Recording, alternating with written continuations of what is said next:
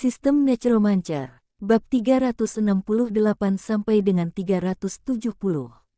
Bab 368, membuka kembali pusat perbelanjaan. Siapa yang memberitahumu? Tanya Imiro. Pilipa, dia menerima sebuah amplop kosong.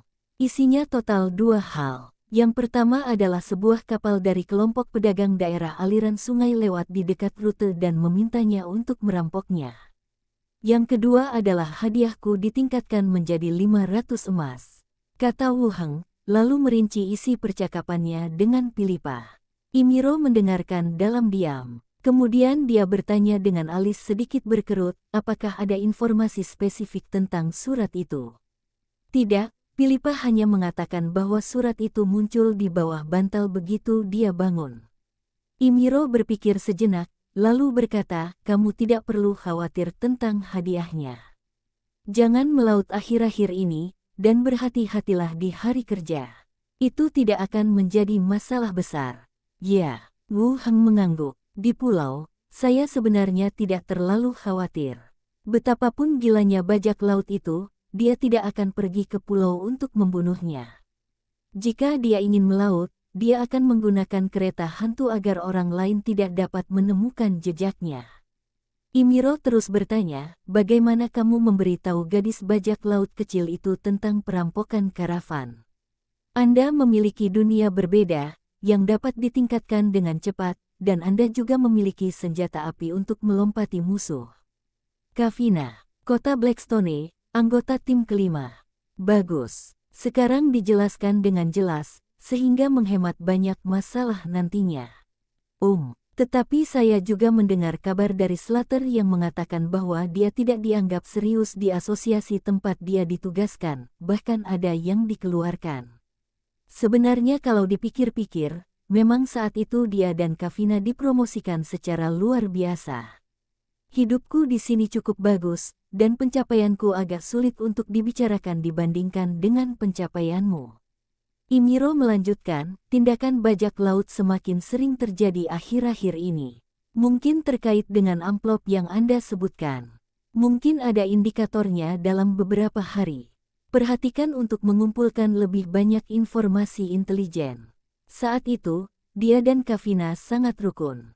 Dia terutama ingat bahwa setiap dia pergi ke asosiasi di pagi hari, dia akan menyiapkan secangkir teh hangat untuknya. Tuan, saya mendapat surat dari Anda. Oh, siapa di sini? Wu Heng masuk ke kamar dan duduk di depan meja. Kawina, petik 2. Jika ini bermasalah, dia dihadiahi harga bajak laut dari surga, dan asosiasi akan memberikan indikator. Ketika saya mendengar Deacon Slater menyebutkan masalah ini, saya merasa seperti berada dalam mimpi. Wakil Diakon Wu Heng. Ada rumor yang beredar di kalangan bajak laut bahwa mereka mengawasi para bajak laut. Saya memintanya untuk mendekati kelompok pedagang dan kemudian membuat beberapa masalah agar armada dapat melarikan diri. Saya bertanya kepada beberapa orang, dan mereka tidak tahu banyak tentang Treasure Island. Mereka hanya melihat beberapa perkenalan terkait di buku. Saya mendengar bahwa itu adalah pulau yang digunakan oleh bajak laut untuk memperdagangkan barang-barang kotor, dan itu juga relatif berbahaya dan lebih berhati-hati dari kami, tetapi Anda juga harus berhati-hati dan mengutamakan keselamatan. Saya dan para bajak laut bertempur sampai mati. Tidak akan ada jebakan ajaib atau racun yang ditempatkan di dalamnya. Wu Heng juga menulis surat kepadanya ketika dia berada di kota Luntam, tetapi setelah 2 kali pertukaran bolak-balik, tidak ada kontak lebih lanjut. Saya mungkin mempertimbangkan untuk mengajukan permohonan untuk dipindahkan kembali ke kota Blackstone di masa mendatang. Kota Blackstone lebih akrab bagi saya dan lebih cocok untuk saya, bahkan jika saya ingin menjadi anggota tim lagi. Tetapi ketika saya berada di tim kelima, saya lebih merasakan perasaan saling mendukung dan ketergantungan di antara anggota tim. Meskipun agak terlambat, selamat Anda telah menjadi diakon agung. Setelah membuka surat itu, Anda akan melihat font yang rapi dan halus. Baru beberapa bulan sejak Anda meninggalkan kota Blackstone. Saya tidak menyangka Anda akan dipromosikan dari kapten menjadi wakil diakon. Surat yang dikirimkan melalui asosiasi telah diperiksa. Semoga Anda mendapatkan yang terbaik di masa depan dan kehidupan Anda. Terutama karena Philippa akhirnya diampuni dan mendarat, dan masih ingin Imiro berbicara. Imiro mengangguk, baiklah, berhati-hatilah dan jangan menimbulkan terlalu banyak korban jiwa. Meskipun kami tidak terlalu lama bergaul dengannya, dia dipindahkan ke kota Luntam. Alasan mengapa saya berbicara dengan Imiro lebih detail. Ini juga lebih seperti rekan satu tim yang berbagi kesulitan yang sama dalam kisah tim asosiasi. Anda menjaga diri Anda dengan baik di sana. Saya bangga menjadi anggota tim bersama Anda dan tumbuh bersama. Kembali ke kamar, Wu Heng mengambil amplop di atas meja, membuka segel lilin dan menuangkan surat itu. Wu Heng membuka pintu dan keluar dari ruang kerja. Saya tidak tahu, silakan buka dan lihat. Dimengerti. Wu Heng setuju dan berkata, Diakon, saya akan kembali dulu. Kavina tidak memiliki semua ini. Sebenarnya cukup sulit bagi seorang remaja putri untuk mengandalkan dirinya sendiri. Tuan, siapa yang memberimu surat itu? Underwale datang membawa secangkir teh. Kavina, apakah kamu belum pernah mendengar tentang temanmu, Tuan? Anyer bersandar di bahunya dari belakang. Mantan anggota tim, ucapkan selamat kepada saya karena telah menjadi wakil Diaken. Anda bisa merasakan ketidakberdayaan emosi orang lain dari surat itu. Senang Wu Heng dapat menjadi wakil Diaken, dia juga merasa tidak berdaya dengan situasinya. Oh, apakah kamu juga kaptennya sekarang? Yah, kapten yang dipromosikan bersamaku sepertinya mengalami masalah di luar dan ingin dipindahkan kembali ke kota Blackstone. Underwale berpikir sejenak dan berkata, jika dia adalah rekan satu tim dan memiliki hubungan baik dengannya di masa lalu, Anda dapat memindahkannya ke Treasure Island.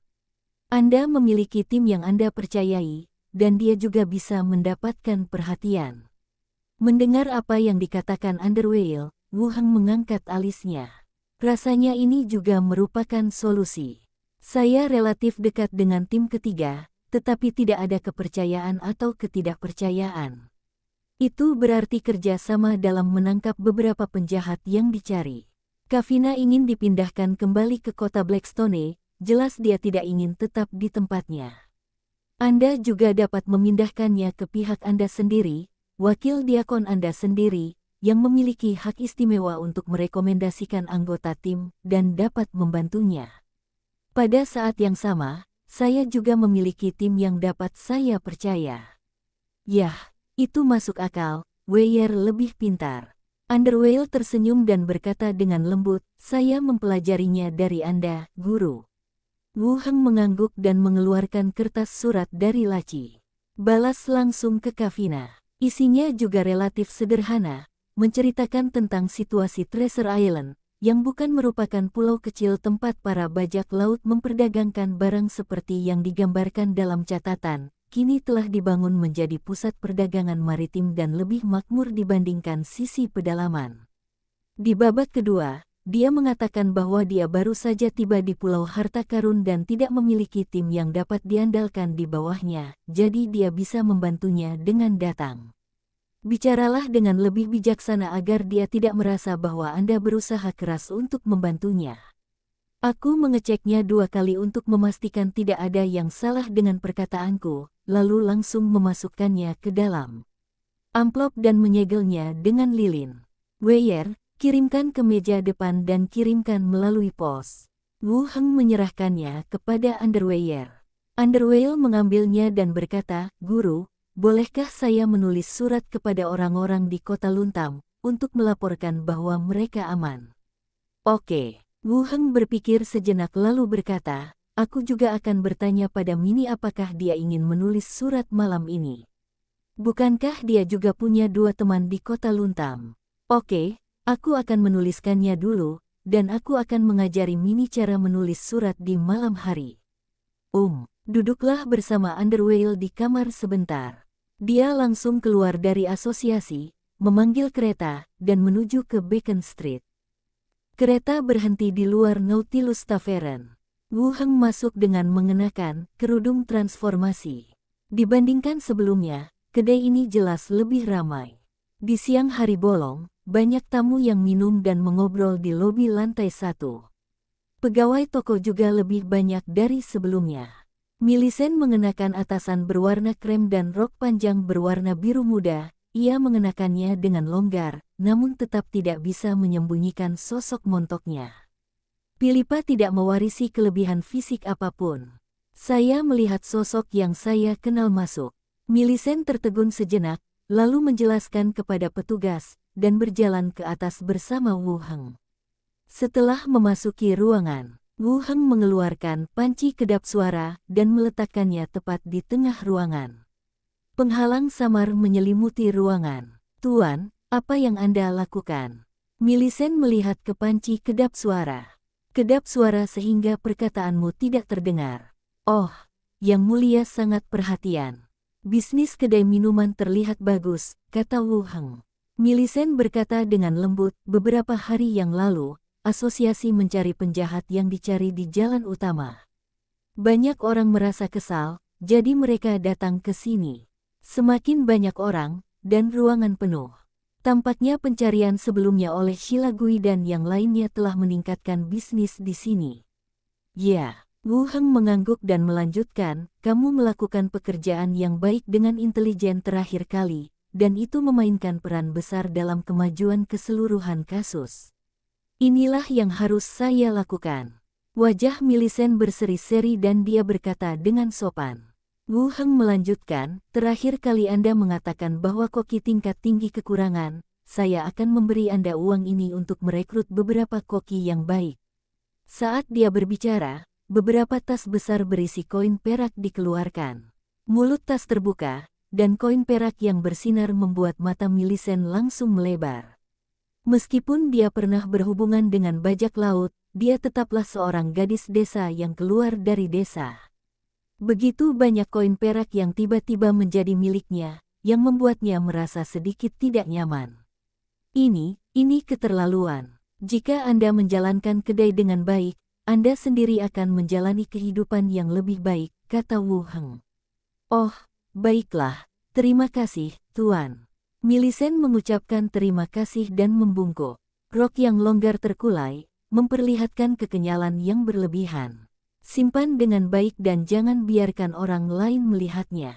Jika Anda memiliki pikiran serakah, itu akan berbahaya bagi Anda. "Yah, aku bersembunyi di bawah tempat tidur." Millicent membuka kompartemen rahasia di bawah tempat tidur dan memasukkan semua koin perak ke dalamnya. Wu Heng melanjutkan, "Mari kita jalankan bisnis ini dulu. Dalam beberapa hari, saya akan mengatur 2 kerangka bagi Anda untuk melindungi keselamatan Anda. Tidak perlu Pak, orang-orang di kedai itu sangat cerdas, dan pengaturan itu bisa dengan mudah menarik perhatian orang lain. Simpan di kamarmu dan jangan dikeluarkan." "Baiklah." Keduanya mengobrol sebentar di kamar. Wu Heng memintanya untuk terus memantau orang-orang di kedai minuman. "Lagi pula, aku sudah memberikan hadiah di kepalaku, sehingga beberapa bajak laut mungkin mengambil risiko pergi ke pulau itu." Setelah mengobrol sebentar, Wu Heng mengenakan kerudung hantu lagi dan meninggalkan kedai minuman. "Naik kereta, turun di tengah, dan kembali ke tempat tinggal Anda dengan berjalan kaki." Setelah kembali ke tempat tinggal Anda, Wu Heng dan Minnie makan siang bersama. Lalu naik ke lantai 4, buka pintunya, dan pergi ke dunia zombie. Ada banyak kendaraan shelter yang diparkir di luar pusat perbelanjaan. Sejumlah besar orang yang selamat dari pangkalan sedang membersihkan mobil bekas, mendirikan pos pemeriksaan, dan mengangkut perbekalan. Mengeluarkan walkie-talkie dan langsung menelepon Qi Hancai. "Saya segera menerima balasan, Yang Mulia. Kapten Yang Long dari pasar militer ada di sini, di lantai 2. Militer ada di sini. Aku akan turun sekarang." Wu Heng turun ke bawah dan berada di ruang seperti ruang konferensi di lantai 2. "Saya melihatnya, Qi Hancai, Li Yahong, Qiang Zi dan lainnya." Di seberangnya, beberapa orang dari militer sedang duduk, salah satunya adalah Yang Long yang pernah dia temui sebelumnya. "Kapten Yang." Wu Heng masuk sambil tersenyum. Yang Long berdiri, pertama-tama mengulurkan tangannya untuk memberi isyarat kepada seorang pria paruh baya di sebelahnya, dan berkata, "Ini adalah Wu Jingguang, Komandan Bantuan Bencana Kota, yang bertanggung jawab penuh atas bantuan bencana dan pekerjaan penyelamatan kota." Kemudian dia memperkenalkan Wu Heng dan berkata, "Ini adalah pemimpin area pabrik lama, seorang paranormal tingkat tinggi. Dia mendistribusikan makanan ke berbagai tempat penampungan, yang telah sangat meringankan masalah pangan di setiap tempat penampungan." Wu Jingguang mengangkat kepalanya dan memandang pihak lain dengan hati-hati. Dia mengangguk sedikit, lalu berdiri dan mengulurkan tangannya. "Siapa nama pemimpinnya?" "Nama keluarga saya Wu. Kalau begitu kita adalah keluarga yang sama." Wu Jingguang berkata sambil tersenyum.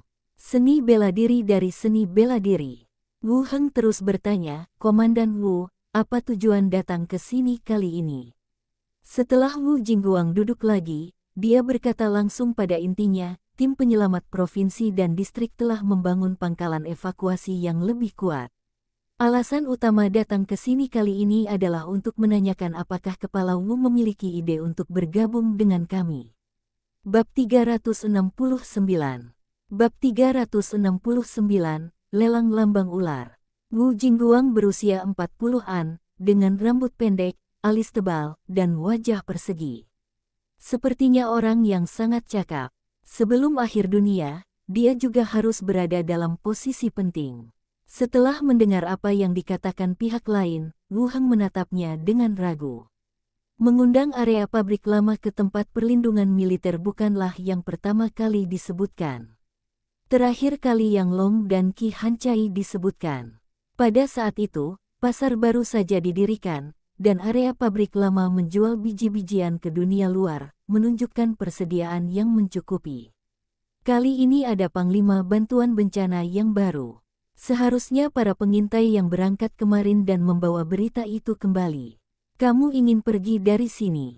Wu Heng bertanya. Wu Jingguang tidak menyembunyikan apapun, mengangguk dan berkata, "Sejujurnya, kami akan berangkat dari sini sebelum musim dingin, menarik semua pasukan kami dan bergabung dengan tim penyelamat provinsi dan distrik, dan kami juga akan mengambil beberapa tempat perlindungan kooperatif. Kami dapat merencanakan pengembangan kami sendiri dan tidak memiliki niat untuk bergabung dengan kekuatan apapun." Wu Heng berkata lebih langsung. "Waktu spesifiknya belum ditentukan, Kepala Wu ingin merahasiakannya untuk kita." "Tentu saja." Wu Heng mengangguk dan mengirim beberapa orang ke bawah. Wu Jingguang terus bertanya, "Inti mayat seperti apa yang diambil untuk menunjukkan perilaku seperti ini?" Wu Heng berpikir sejenak dan berkata, "Kalau begitu kita akan membahasnya dan melihat apakah kita dapat membuat penyesuaian yang tepat." Wang Chenggang juga menindaklanjuti dan berkata, "Selama periode ini, mereka sering pergi ke pasar untuk menukar makanan. Tampaknya mereka bersiap untuk pergi dan berencana menukar lebih banyak makanan untuk pergi." "Yah, tentu saja. Bagaimana perkembangan di provinsi dan daerah?" Mata Wu Jingguang sedikit menyipit dan dia berkata, "Kepala Wu harus mengutamakan situasi keseluruhan dan masa depan umat manusia." Wu Jingguang tertarik dengan kemampuan khusus Wu Heng dan sumber makanan di area pabrik lama. Wu Jingguang berpikir sejenak dan melanjutkan, "Apakah harga peralatan militer di area pabrik lama agak terlalu rendah? Haruskah dinaikkan sedikit, masuk ke kendaraan angkut militer dan langsung pergi?" "Ya." Wu Jingguang tersenyum dan mengangguk. "Sementara secara bertahap memulihkan wilayah-wilayah penting, kami juga berencana memulihkan perusahaan-perusahaan industri militer.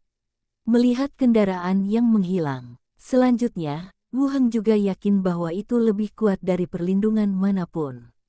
Wu Heng juga tersenyum dan mengangguk, "Ini yang terbaik." Wu Jingguang berdiri dan berkata, "Kalau begitu ayo kembali dulu. Jika kamu membutuhkan sesuatu di masa depan, ayo lebih sering menghubungimu. Bagaimana mungkin jika Anda bekerja keras untuk mengembangkan diri, pada akhirnya Anda harus memberikannya kepada orang lain? Prajurit tulang di luar itu adalah kekuatan spesialmu."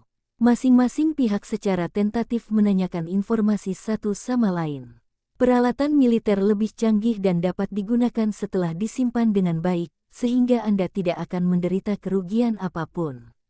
Wu Heng bertanya tentang beberapa hal di provinsi tersebut.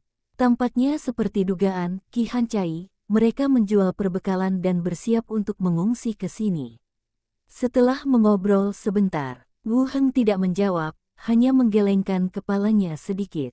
Wu Heng mengangguk dan terus bertanya, kapan kamu berencana pergi? Haha, kamu tahu aku terlalu banyak bicara, jangan kaget, kepala Wu. Wu Heng melirik Qi Hancai dan Li Yahong di satu sisi, dan berkata langsung, terima kasih, Komandan Wu, atas kebaikan Anda. Kami sudah terbiasa tinggal di sini, dan kami belum ingin pergi dari sini. Beberapa orang duduk bersama dan mengobrol sebentar. Qiangzi berkata dengan sedikit ketidakpuasan, sial, tim penyelamat masih di sini. Saya tidak melihat ada yang diselamatkan. Sekarang saya berencana untuk pergi dulu, dan saya ingin melacurkan kami secara gratis. Dia merenung sejenak dan tersenyum lagi, saya hanya memberi saran. Karena kepala Wu punya rencananya sendiri, dia tidak akan memaksakannya. Wu Heng tersenyum dan berkata, Komandan Wu, mengapa tidak membawa orang-orang Anda untuk bergabung dengan area pabrik lama? Kami juga memiliki rencana untuk membangun benteng untuk persatuan dan pembangunan. Sepertinya ini memang lebih baik daripada tempat kecil seperti milik kita. Wu Jingguang ragu-ragu untuk berbicara beberapa kali, tetapi pada akhirnya dia tidak berkata apa-apa lagi. Saya tidak berniat untuk bangun, dan saya juga mengambil banyak risiko saat itu. Wu Heng menghela nafas ringan, nadanya tidak berdaya, kami hanya memiliki sejumlah kecil orang, dan kami tidak akan dapat menggunakan begitu banyak peralatan. Itu hanya akan ditinggalkan di gudang untuk mengumpulkan debu. Makanan lebih banyak penting. Makanan dan kekuatan militer, dua hal terpenting, tidak kekurangan. Wu Jingguang melanjutkan, kekuatan zombie terus meningkat, dan ruang hidup para penyintas terus-menerus terkompresi. Hanya ketika semua orang bersatu kita dapat memiliki lebih banyak peluang untuk bertahan hidup. Yah, bagaimanapun juga, ini adalah lokasi perencanaan utama. Saat produksi amunisi dilanjutkan, saya dapat menghubungkan Anda satu sama lain dan bertukar apa yang Anda butuhkan. Yah, itu seharusnya menjadi alasannya. Ketika kendaraannya hilang sama sekali, Wu Hengcai berkata, ayo kembali ke ruang konferensi dan mendiskusikannya. Beberapa orang mengangguk dan kembali ke ruang konferensi. Kendaraan lapis baja militer. Tengkorak itu sangat kuat, kata Wu Jingguang. Saat saya pertama kali mendengar tentang kekuatan semacam ini, saya tidak mempercayainya. Sekarang saya melihat pasukan kerangka yang padat. Dia tidak hanya mempercayai hal ini, tetapi dia juga terkejut dan takut dengan kekuatan semacam ini. Itu seharusnya menjadi kekuatan supernya. Qi Hancai bertanggung jawab atas Kam, dan hak sebenarnya untuk berbicara ada di tangannya, kata Yang Long. Hei gelombang, dia adalah orang yang berbakat, tapi sayang sekali dia tidak memiliki gambaran besar. Sayang sekali, haruskah kita terus menghubunginya? Yang Long tidak mengevaluasi Wu Heng, tapi bertanya langsung. Wu Jingguang menggelengkan kepalanya dan berkata, tidak perlu, pihak kereta api hampir menyiapkan segalanya. Dalam beberapa hari terakhir, semua pasokan akan digantikan oleh gandum. Ayo pergi dari sini dan bergabung dengan provinsi. Ketika industri militer kita kembali berproduksi, dialah yang datang meminta kita untuk bertukar perbekalan. Sudah waktunya, jernih. Di ruang konferensi, Qi Hancai berkata, kami telah membahasnya sebelumnya dan berencana menggunakan mal di meja putar sebagai pasar perdagangan baru. Wilayahnya luas dan berada di tengah. Tempat penampungan di sekitarnya bisa lebih nyaman untuk bertukar persediaan. Setiap shelter didirikan untuk menghindari kawasan padat penduduk di tengah. Menempatkan pasar di lokasi sentral memang bisa menjaga kawasan di sekitarnya. Apalagi bangunan di sini sudah jadi semua, jalan lebih lebar, dan tempat parkir lengkap. Pada dasarnya tidak ada tempat yang perlu dibangun kembali. Setelah persediaan makanan dikirim, pasar dapat dibuka. Oke, kamu bisa mengaturnya. Oke, kalau begitu aku akan meminta orang-orang merencanakan area ini pada sore hari dan membukanya untuk dunia luar secepat mungkin. Wu Heng terus menatap Li Yahong, bagaimana situasi di kabupaten itu. Tidak ada masalah di wilayah ini, tapi persediaan hampir habis, dan sulit menemukan terlalu banyak emas di tempat penampungan lain. Pertahankan terminal penumpang terlebih dahulu, dan alihkan fokus pembangunan ke sini. Bagus. Kemudian, beberapa orang mendiskusikan produksi peralatan. Tunggu sampai semuanya beres. Pisahkan satu sama lain dan jalankan urusan mereka sendiri. Wu Heng kembali ke ruang manajer di lantai atas. Tidak lama kemudian, ada ketukan di pintu. Memasuki, pintu terbuka dan Li Yahong langsung masuk. Tutup pintunya, buang ransel di tanganmu, bergegas ke arahnya, lingkarkan lenganmu di lehernya, dan cium dia dengan erat. Kemudian, sepasang tangan melepaskan pakaiannya. Wu Heng mengesampingkan kepalanya dan berkata, tidak perlu terburu-buru, tetaplah di sini malam ini. Li Yahong melepas mantelnya dan berkata, saya tidak punya waktu. Konvoi kembali ke terminal penumpang sudah menunggu. Saya datang untuk mengantarkan emas kepada Anda dan akan segera berangkat. Sangat mendesak. Tentu saja Anda tidak bisa merasakannya jika Anda adalah penjaga toko yang lepas tangan. Setelah Li Yahong selesai berbicara, dia menatapnya dengan malu-malu, kenapa, kamu tidak suka ini?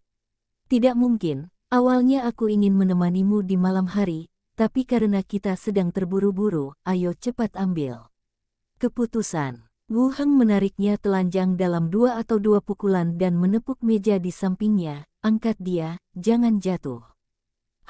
Li Yahong, yang baru saja bersemangat, tiba-tiba menjadi sedikit malu. Tangan di atas meja dengan kedua tangan. Setelah erangan lembut cinta yang mendalam, Li Yahong terbaring lemah di atas meja, aku akan menemanimu lain kali. Masih banyak hal yang harus aku lakukan ketika aku kembali hari ini. Baiklah, kata Wu Heng sambil tersenyum.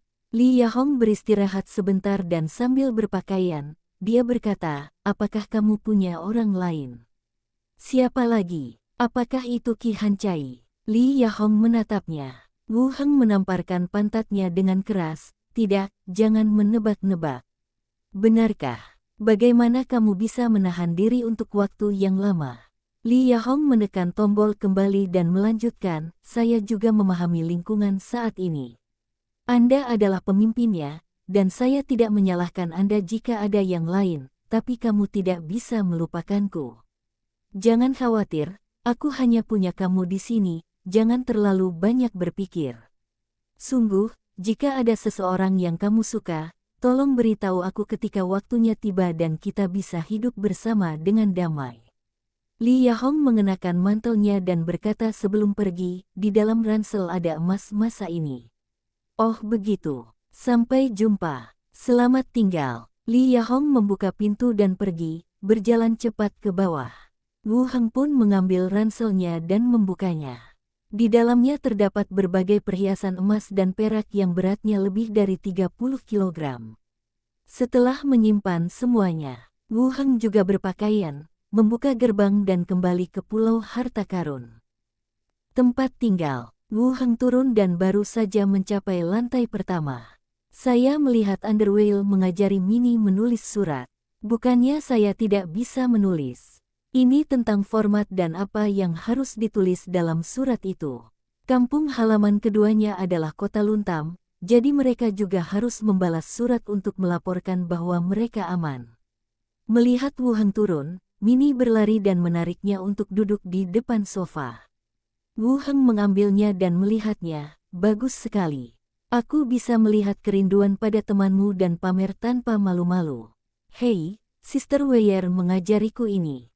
Mini berkata dengan gembira. Saya tidak mengajari Anda seberapa besar rumahnya, seberapa besar kolam renangnya, seberapa besar makan malamnya, dan sebagainya. Tetapi saya hanya ingin mengatakan bahwa jika mereka tahu bahwa saya menjalani kehidupan yang baik, mereka akan bahagia untuk saya. Wu Heng mengangguk, ya, tidak apa-apa. Kirimkan saja ke asosiasi dan kirimkan besok. Minnie mengemas surat itu dan mencapnya dengan lilin penyegel. Andewil terus berkata dari samping, Tuan, sore harinya orang-orang dari konsorsium Lambang Ular mengirimkan pesan yang mengatakan bahwa pelelangan akan segera dimulai, dan para tamu di pulau itu akan dijemput di pelabuhan nomor 7 lusa. Lelang. Wu Heng akan melupakannya jika dia tidak menyebutkannya. Terakhir kali di konsorsium Lambang Ular, pihak lain menyebutkan masalah ini kepada saya. Ini adalah lelang yang diselenggarakan oleh konsorsium, di mana beberapa barang langka akan dijual. Wu Heng sekarang memiliki uang di tangannya, dan dia cukup kaya. Dia bahkan merasa bahwa dia adalah orang dengan uang paling banyak di Pulau Harta Karun. Masih perlu membeli sesuatu yang dapat meningkatkan diri Anda. Namun, ada surat perintah buronan 500 koin emas di tubuhnya. Para diakon menyuruh dia untuk tidak pergi ke laut. Apakah ada bahaya? Setelah Minnie menyegel surat itu, dia bertanya, lelang apa itu? Diselenggarakan oleh konsorsium Lambang Ular, menjual beberapa barang. Oh, Tuan mau berangkat?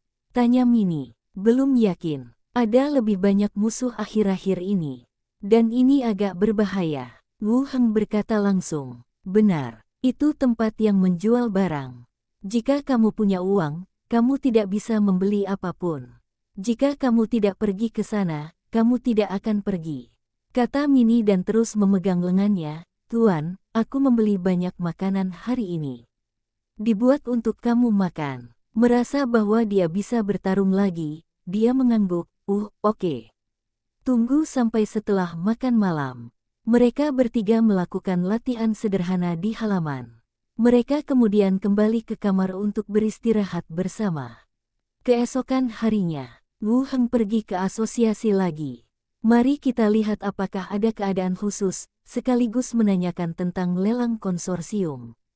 Hal ini bukan rahasia. Bahkan anggota tim biasa pun mengetahui hal ini. Menjauhi pergaulan untuk sementara waktu. Wu Heng kembali ke kediamannya dan pergi ke dunia zombie melalui gerbang. Rencananya mal mulai direstorasi, bersiap untuk membangun pasar baru. Wu Heng meminta Qi Hancai untuk menyiapkan truk dan memimpin pasukan kerangka untuk terus membersihkan zombie di masyarakat sekitar. Gelombang zombie berskala besar tertarik oleh suara saat meja putar dibersihkan terakhir kali, dan hampir dibersihkan. Masih ada zombie yang tersisa, membentuk sekelompok kecil mayat. Tapi untuk pasukan kerangka yang sudah terbentuk, tidak ada ancaman. Pasukan kerangka terus maju, dan sejumlah besar zombie dibantai. Pertempuran telah berakhir. Wu Heng melihat atributnya. Tingkat 14 157.877 per 165.000. Pengalaman telah mencapai 157.000. Dibutuhkan hampir 2 gelombang pertempuran zombie lagi untuk mencapai level 15.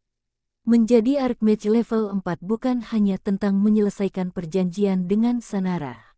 Lebih dari itu, ini juga merupakan peningkatan kekuatan diri sendiri. Memiliki kemampuan lebih untuk melawan risiko, dan kondisi fisik telah mencapai tingkat yang baru. Singkatnya, semakin tinggi levelnya, semakin banyak manfaatnya dan tidak ada ruginya. Setelah semua mayat diseret, Wu Heng melepaskan medan perang mayat mati. Kemudian dia naik ke kursi penumpang dan kembali dikelilingi oleh kerangka. Wu Heng berkata, lihat di mana masih ada mayat. Bersihkan mereka dalam 2 hari terakhir. Qi Hancai, yang sedang mengemudi, berpikir sejenak, mengangguk dan berkata, ada kota perdagangan di utara jalan utama, dan pasti ada banyak mayat. Baiklah. Rekam dulu dan pergilah ke sana lain kali. Konvoi kembali ke Mal. Wu Heng mengatur ulang prajurit kerangka dan kembali ke Pulau Harta Karun saat senja. 1 hari lagi berlalu, di pelabuhan. Wu Heng muncul di pelabuhan dengan kerudung berubah dan keranmu. Dari kejauhan saya melihat kapal penumpang berukuran sedang merapat di pelabuhan. Logo konsorsium Lambang Ular tercetak di sisi kapal. Ada orang-orang terkemuka dengan pakaian luar biasa yang menaiki kapal bersama-sama. Sepertinya orang-orang ini masih mempercayai konsorsium lambang ular. Setidaknya banyak dari mereka yang membawa pendamping wanita daripada penjaga.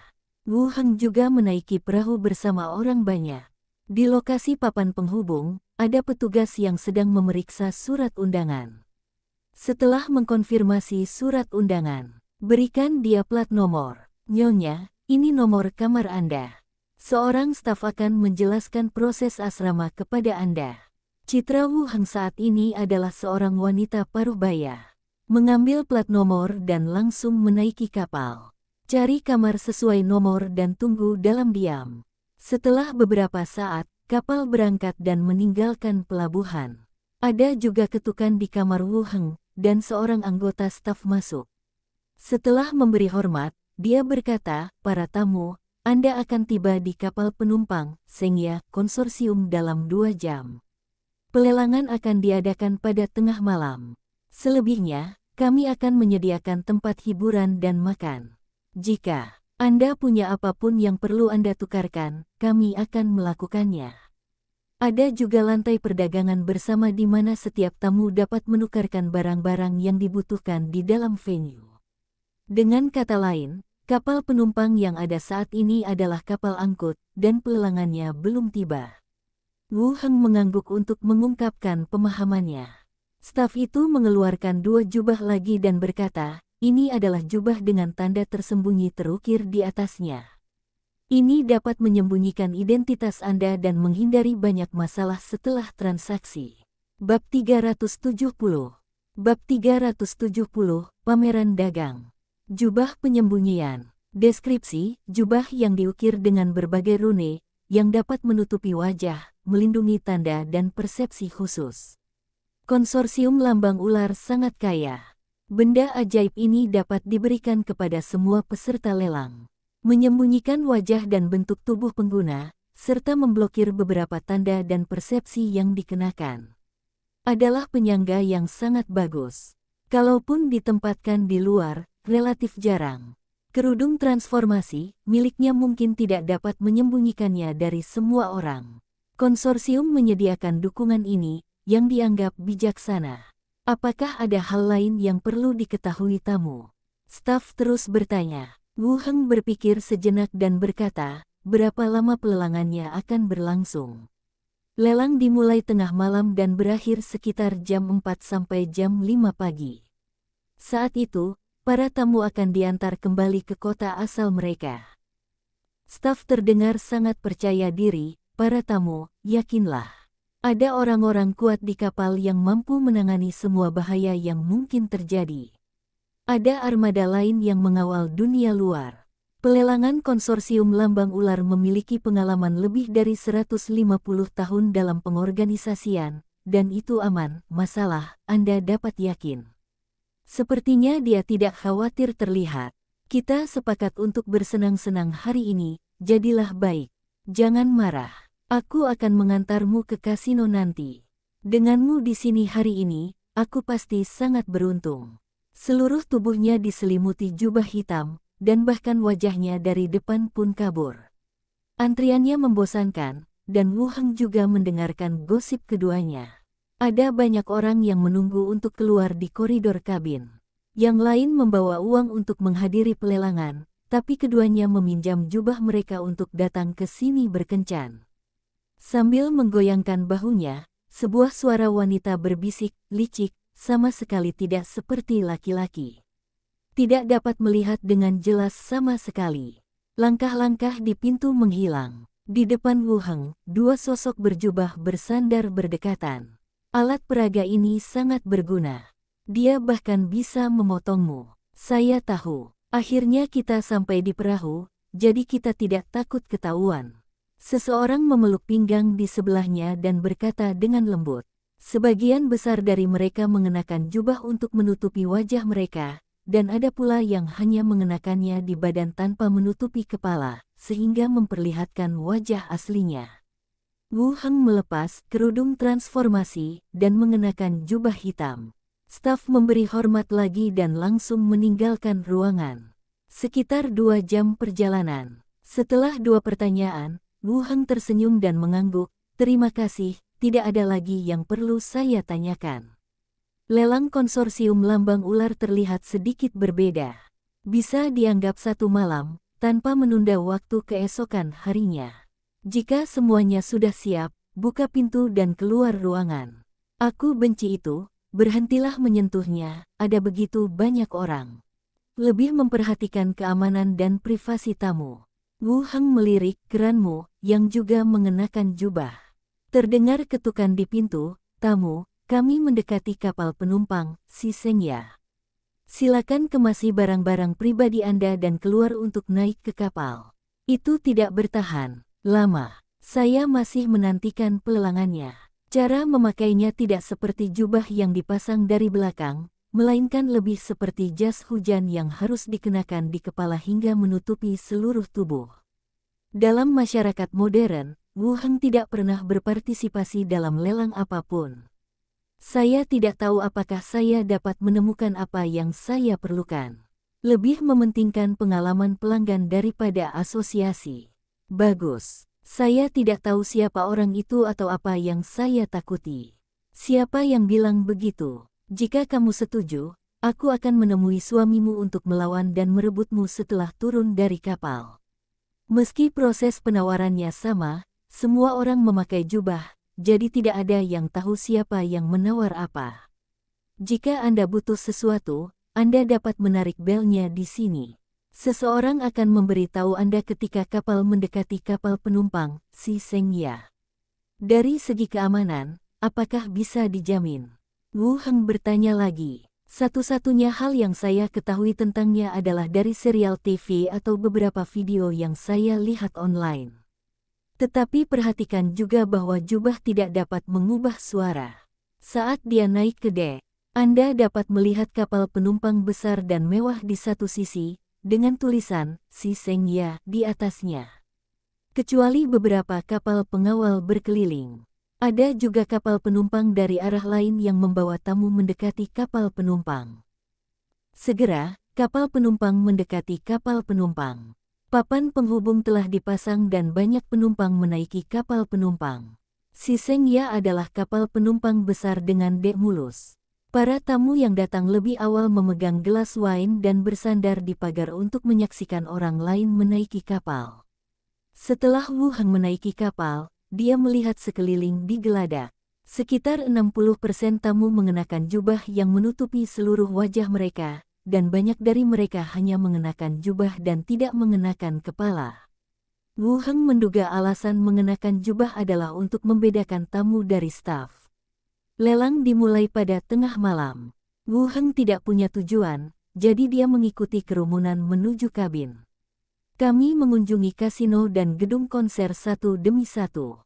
Di ruang pertunjukan, saya melihat perempuan dari semua kelompok etnis menampilkan tarian tanpa pakaian. Lalu dia berjalan keluar, menghentikan seorang anggota staf dan bertanya, di mana pertemuan perdagangannya? Di Aula 5 di kabin. Wu Heng mengangguk dan berjalan langsung menuju Aula 5. Dikatakan sebagai pameran dagang, sebenarnya tidak jauh berbeda dengan pasar gelap di berbagai daerah. Konsorsium Lambang Ular menyediakan tempat di mana orang lain dapat mendirikan kios untuk menjual barang atau menukarkan apapun yang mereka butuhkan. Di antara mereka yang menaiki kapal, banyak juga yang datang untuk menghadiri pameran dagang. Berikan waktu yang cukup untuk melakukan pertukaran sebelum lelang dimulai. Selain itu, Konsorsium Lambang Ular juga sangat baik dalam mengatur tempat-tempat tersebut. Ada banyak orang yang berpartisipasi setiap saat. Masuk Aula 5. Pameran perdagangan penuh dengan aktivitas. Tetapi transaksinya akan sedikit berbeda dari yang dibayangkan. Seluruh tempat didistribusikan dalam bentuk lingkaran, dengan orang-orang berjubah hitam duduk melingkar di sekelilingnya, dengan platform kayu di tengahnya. Seseorang berdiri di atas platform kayu dan memperkenalkan barang-barang di tangannya. Wu Heng masuk. Seorang pria bertubuh agak kekar berdiri di atas platform bundar sambil memegang sebuah kotak kayu di tangannya. Warna kayu terlihat di dalamnya, yang tampak seperti ginseng. Setiap orang harus mewaspadai efek baugen ginseng. Jika kerabat dan teman punya rahasia, Anda bisa membelinya kembali. Dijamin efektif, seharga 120 koin perak. Baogen ginseng, Wu Heng sendiri juga punya. Itu diberikan kepadaku oleh pemilik ork dari toko baju besi ketika dia berada di kota Luntam. Fungsinya untuk meningkatkan kemampuan pria di ranjang. Tapi nilainya sebenarnya tidak terlalu tinggi di kota Luntam. Saya tidak menyangka harganya 150 koin perak di sini. Sayang sekali milik saya disimpan di ruang kerja. Saya ingin 155 buah. 160 koin perak. Orang lain meneriakkan harganya. Akhirnya ketika harganya mencapai 182, ada yang langsung membelinya. Kemudian, orang lain dengan cepat menaiki tangga, mengeluarkan palu perang bergagang panjang dari cincin luar angkasa, dan berkata, palu perang guntur, terukir dengan efek guntur dan kilat, 2 koin emas, atau barang serupa sebagai gantinya. Senjata dan alat peraga sulap seperti baju besi relatif jarang ada di pasaran. Tetapi palu perang yang sudah lama ditangani memerlukan kekuatan yang tinggi. Meskipun efek guntur dan kilatnya sangat bagus, namun tetap menjadi senjata yang tidak populer di kalangan senjata.